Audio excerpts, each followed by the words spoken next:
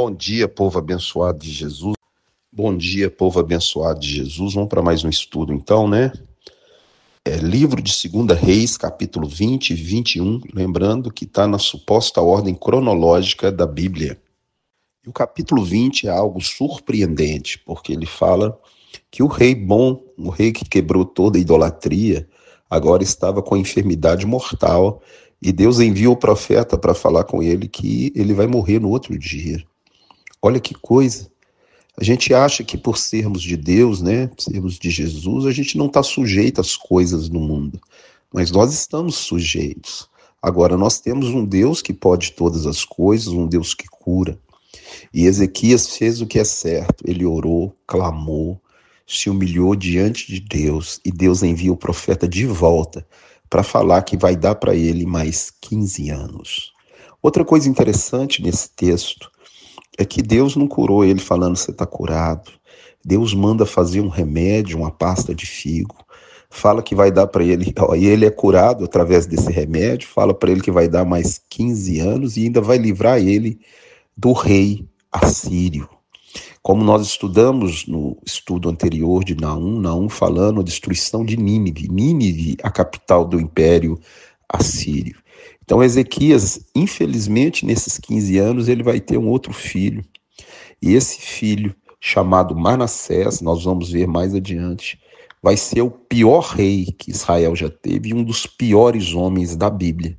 E através da história de Manassés também você vai conhecer sobre a graça, o poder de Deus para perdoar pessoas, até pessoas hediondas como o filho desse homem.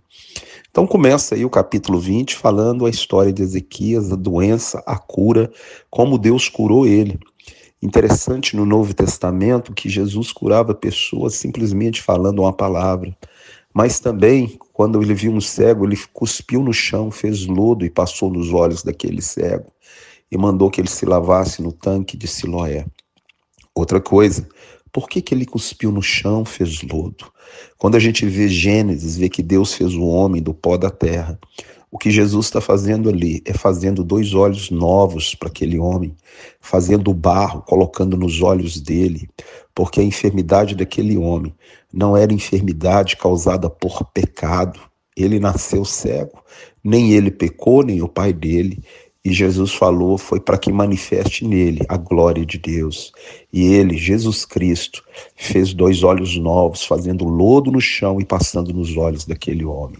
Glória a Deus pelo nosso Senhor, que é o Deus da cura. Então ele não mudou, ele é o mesmo ontem, hoje e eternamente, e ele cura da forma que ele quiser. Tem muito cristão que tem resistência a remédio. Mas se Deus deu inteligência para o homem para fazer remédio, ele pode curar sem remédio, e ele pode curar com remédio. O importante é você crer que Deus pode todas as coisas e o jeito que ele vai fazer é dele e não é nosso. Aí está a história de Ezequias, um rei bondoso que estava sujeito às coisas do mundo, pegou enfermidade mortal, mas foi curado pelo poder, pela misericórdia, pela graça, pela bondade de Deus. Outra coisa interessante é que ele pede um sinal, porque a palavra de um profeta do nível de Isaías, ele falou, não, você deve estar de brincadeira comigo, eu vou morrer mesmo, você falou que eu vou morrer. E Isaías então fala, então pede o sinal, e ele pede para voltar o tempo. Olha só, regredir o relógio 10 graus significa andar com o tempo para trás. Esse é o Deus que nós servimos. Ele é o Deus de ontem, de hoje e será da eternidade. É o Deus que sabe o seu dia de amanhã. É o Deus que sabe a sua vida, sabe o dia da sua partida, sabe todas as coisas. O Deus que já escreveu o Apocalipse para que nós hoje pudéssemos saber os acontecimentos futuros. Então ele regride o relógio de sol para provar para Ezequias que ele ia fazer isso, ele ia ser curado e viveria mais 15 anos. E agora ele comete um erro. O rei da Babilônia manda para ele carta, sabendo que ele está doente, vai visitar, e ele mostra todos os tesouros da casa de Deus para o rei. É outra coisa que nós devemos aprender, a não mostrar os tesouros, as coisas que Deus nos dá para as pessoas. Quantos crentes postam tudo na internet, mostram tudo, mostram a sua vida, mostram a sua família. Isso é um erro muito grave. Olha aí o que vai acontecer. Porque ele mostrou tudo, Deus fala, vai ser levado tudo para Babilônia, e seus filhos serão eunucos. Sabe o que é eunuco? Eles vão castrar os seus descendentes e servirão ao Deus da Babilônia e ao rei da Babilônia, porque você mostrou os tesouros. Há coisas que Deus te dá, que é só entre você e Deus, que você não deve falar, não deve mostrar, não deve postar em rede social. E agora ele fala, né? Porque você mostrou, você vai perder tudo. Não, não na sua época, mas vai ser tirado dos seus filhos. E ele fala, boa essa palavra, porque não vai ser tirada na minha época. Ezequias também constrói o aqueduto que passa da fonte de Giom por dentro de toda a cidade de Jerusalém. E agora fala os mais atos de Ezequias e como ele trouxe água para dentro da cidade, não estão escritos no livro dos reis de Israel, e ele vai adormecer e vai se juntar aos seus antepassados. E agora vem a história de Manassés, o pior rei de todos, né? Ezequias morre, o filho dele reina, e vai reinar em Judá e vai fazer tudo que é abominável aos olhos do Senhor. Vai praticar idolatria, feitiçaria, necromancia, vai adivinhar pelas nuvens, vai fazer todo o povo de Israel, ou todo o povo de Judá pecar, e vai fazer de tudo para ofender ao Deus, o Deus de Israel. Não vai fazer conforme o seu pai, mas vai fazer tudo que o inverso que o seu pai fez, e vai fazer o povo todo adorar a outros deuses. É aquela história, filhinho de peixe não é peixinho, como nesse caso aí.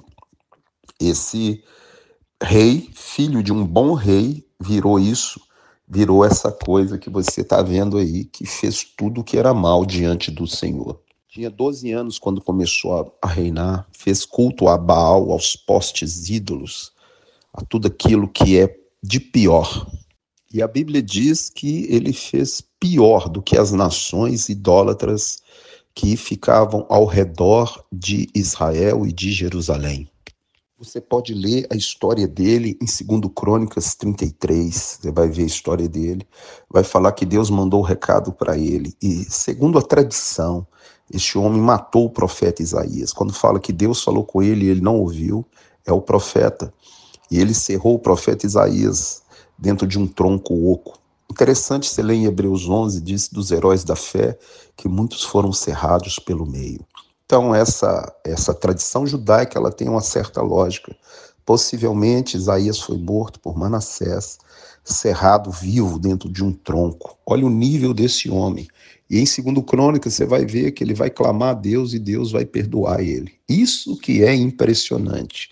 Mas por enquanto Deus fala aí, ó, porque eles fizeram o que é mal, estão fazendo o que é mal, eu vou entregar eles, vou trazer o mal sobre essa cidade e vou executar o cordel de medir. Quando fala medida na Bíblia, é juízo, vou executar juízo em Jerusalém, porque estão praticando coisas piores do que as nações que estão ao redor. No verso 14, ele fala que vai entregar eles na mão dos seus inimigos. Quando Deus quer punir, ele tira a mão dele e deixa aquele povo à mercê do inimigo. Assim também é na nossa vida. Se Deus for embora de você, se Deus for embora da sua casa, quem vai entrar é o mal. A ausência de luz é trevas. No verso 16 diz que ele derramou muitíssimo sangue inocente. Ele sacrificou seus filhos a Moloque, Deus que recebia sacrifício humano. Se esse homem matou os próprios filhos dele ao demônio, você imagina o que ele fazia com as outras pessoas. E agora ele morre e Amon, seu filho, vai reinar no seu lugar. E o seu filho vai para o mesmo caminho, adorando os deuses das nações e fazendo tudo o que era mal diante do Senhor.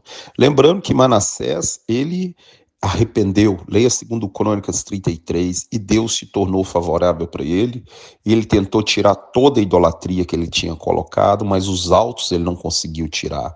E aí vem o filho dele e restaura todas as coisas malignas de novo. Isso aí vai trazer o Império Babilônico sobre o Reino do Sul, e eles serão levados cativos e ficarão no cativeiro durante 70 anos, para aprender o quão grande é amargoso abandonar o Senhor, seu Deus. Que Deus te abençoe, te guarde, te dê um dia abençoado. Em nome de Jesus, um grande abraço. Fica na paz.